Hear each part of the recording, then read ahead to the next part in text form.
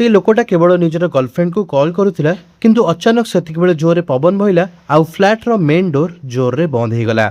से कबाट रो चाबी बाहर पटे लागिथिला। से डरिकी डोर नॉब द्वारा चाबी खोलिया पई चेष्टा करुथिला किंतु लक्ष्य चेष्टा पर भी कबाट खोलु नथिला। से आहुरी जोर लगेला किंतु एतिकी बेले कचाक किना साउंड हैला आउ डोर नॉबटी मझिरु भांगी गला।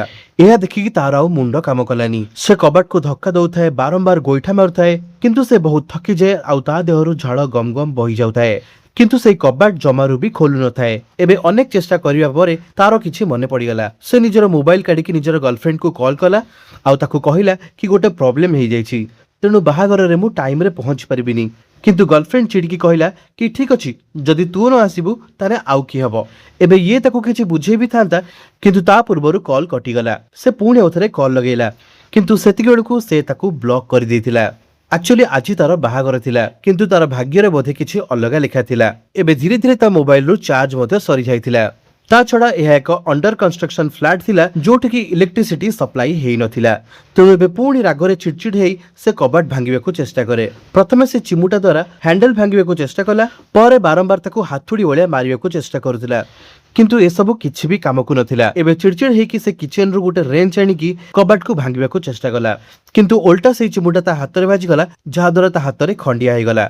एबे आहुरी राग लगे आउ से जोर जोर रे कबाट को गोइठा मारिबाकू लगे किंतु एक्चुअली बोधे एही बिल्डिंग रो सबुठ अधिक पैसा एही कबाट तयारी करिवारे लगा जायथिला। शेषरे एबे एया हुए कि से कबाट तो खोले नहीं किंतु यार पेशेंस धीरे धीरे हार मानिबाकू लागिथाए। एबे से चारियाड़ देखुथाए कि आउ कोन किछि कामरे लागि परिबो। तार नजर टीवी ऊपर पड़िला जहा कि से फ्लिपकार्ट बिग बिलियन सेल रे लोन नेकी किनिथिला। से जोर लगे कि एबे टीवी को भांगी दिए आउ ताकू बालकोनी रु तळुकू पकई दिए आउ ए से एथि पे करथिला कि तळे जो वॉचमैन अछि एटलीस्ट या द्वारा तार ध्यान आकर्षण हेई जाऊ आउ से आसे कि कबाट खोली दउ। एबे टीवी आसे कि तळे पड़ी जाए ऊपर से जोर जोर रे चिल्लौ मध्य थाए किंतु वॉचमैन आराम से रेडियो सुनी के सोई थाए। से किछि ध्यान ही दउ न थाए। सेपटे से लोक तंटी छिड़ेकी चिल्लौ थाए। एबे जेतेबेले टीवी फोपाड़िला पर भी किछि फायदा हेलानी से लोकटा आहुरी जोरे चिल्लाया पई चेष्टा कला किंतु एते उच्चरु तार शब्द एते कम सुना जाउथिला कि केही ताकू सुनी पारु नथिले। एबे से चिल्लेइबा सहित गोटे लुहा गिना को बारंबार बाडौथिला जहा द्वारा से शब्द को केही सुनी नउ किंतु संध्या बेलको तार तंटी बसी जाइथिला तथापि तार सहाय्य करिया पई केही भी आसिले नाही। एबे हालिया है कि से गोटे कार्डबोर्ड ऊपर टूथपेस्ट रे हेल्प बोली लिखिकी बाहर को फोपाड़ी देला किंतु पवन रे उड़ीके ताहा जनकर छात ऊपर जाके पड़े। से आउ गोटे थर ट्राई करे सेही थर मध्य सेया हुए। एबे टूथपेस्ट मध्य शेष हो जाइथिला किंतु से हार मानु न थाए। से निजर रक्त रे शेष मेसेज लिखे आउ कार्डबोर्ड को बाहर को फोपाड़ी दिए। भाग्य भल थिबारु ताहा जाकी पाखरे थिबा गोटे घरर छात उपरे पड़ी जाए। से पूरा आशार सहित तळुको देखुथाए। अनेक समय वेट करिया परे से छात ऊपर गोटे स्त्री लोक आसे। एपटे ये बहुत जोरे चिल्लाउथाए किंतु तार तंटी एकदम बसी जाइथाए। से बारंबार से गिना को धरकी लुहा रड रे बाढौथाए किंतु तार शब्द काहाकू भी सुना जाउ नथिला। एबे किछि भी फायदा हुए नहीं। से निराश होई कि तळे गड़ी पड़े आउ बेहोश होई जाए। ता परदिन से गोटे गुलर खड़ा बनाए आउ से स्त्री लोक छात ऊपर को आसिया परे तार सहाय्य पाई सेटिकी गोड़ी मारिबाकू लागे। एथर किंतु से स्त्री लोक से मेसेज टी को देखि निए आउ से फ्लैट पाखरे आसिकी पहुंचे किंतु से गार्ड कहबाकू लागे कि एठी केही भी नाहंती आउ एहा सुनिकी से स्त्री लोक सेठू चली जाए। एबे ए लोक को बिल्कुल भी जणा न थाए कि तार बंचिबार शेष इच्छा से वॉचमैन ही नष्ट कर देथिला। एबे से लोकटा निया जळेकी पाखापाखी बिल्डिंग रे रहउथवा लोक मानकर ध्यान निज आडको टाणिया पई चेष्टा कला। निया जल्दी लिभिबनी बोली से बेड रो गदी को मध्य जळै देला। एते जोर निया जळुथाए जाके छात पर्यंत उठुथिला। से खुशी रे नाचिबाकू लागिला किंतु धीरे धीरे एबे निया स्प्रेड हेबाकू लागिला आ बालकोनी देखि सीधा रूम भीतर को पसी आसिला। एबे से भयभीत होई कि तकिया रे पुणी निया को लिभेया पई चेष्टा कला। से जेमिति सेमिति करके निया लिभेई देला आउ पूरा रूम आउ से निजे मध्य कला पाउसरे पोती हो जाइथिला। से दिन राति सारा निया जळिथिला। फ्लैट रे ताकू 5 दिन ही गलानी। सबुठु बड़ प्रॉब्लम थिला पानी। पानी पूरा पूरी शेष हो जाइथिला।